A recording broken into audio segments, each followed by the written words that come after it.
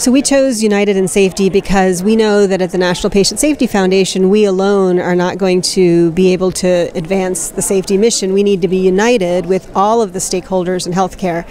So if you think about who that is, that's patients, that's providers, that's providers meaning healthcare providers, but also solutions providers, and all sorts of other constituents. So the theme is really reflecting the fact that everybody has to have this commitment to patient safety in order to advance the mission. Well, we have tracks in 6 areas, and those areas really reflect a lot of the work that NPSF and the Lucian Leap Institute have been focusing on over the past couple of years. And so if you think about the track themes, those kind of reflect the priorities that we've been having at the National Patient Safety Foundation. So there's a track on safety best practices. There's a track on how do you use health information technology to improve safety, because more and more we're seeing new technologies in healthcare.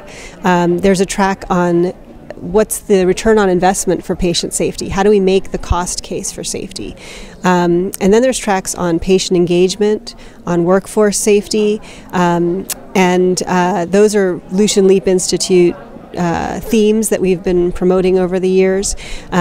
So those tracks and themes really reflect what our priorities are as an organization. And then the last track is ambulatory safety, which is an area that really hasn't gotten the attention it needs. So we've been focusing so much on hospital safety, and so at NPSF we want to highlight the fact that there's a lot of safety issues that happen once patients leave the hospital.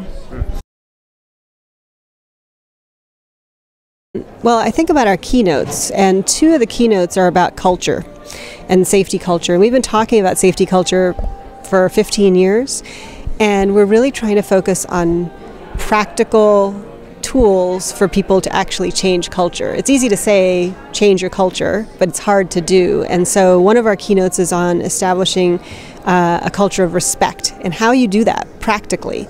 Another one will also talk about kind of operational things you can implement to create that culture of safety. So that's one change, I would say, is really focusing on tactical, practical things around culture. The other, and maybe that's the focus that I'll emphasize for even some of our other keynotes, is patient engagement, for example. We have 3 patients who are speaking at that keynote, all talking about practical, tactical ways that patients can be more engaged in patient safety and in the healthcare system. So really not just talking about patient engagement at a high level, but getting tactical. In 2014 had the 15-year anniversary of the Institute of Medicine's To Err is Human, and so it's a good time to kind of reflect on how we're doing at this point. And I think we've made a lot of progress. 15 years ago we weren't talking about errors the way we talk about them now, and we're much more transparent about errors, better systems for learning and improving once an error has occurred.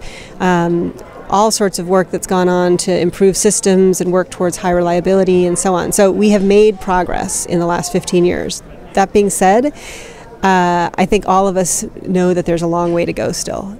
So we're just kind of at the start of this journey, and hopefully we can accelerate the progress that we've been making as we go forward. Hospital leaders absolutely have to have a strong commitment to patient safety, otherwise it's not going to happen. And the reason they're so critical is they establish the culture in the organization, they establish the priorities in the organization. So, when we think about who our key constituents are, who we really need to influence to advance safety, hospital leaders are at the top of the list, because they're the ones that can really drive change through their organizations and make safety the priority that it needs to be.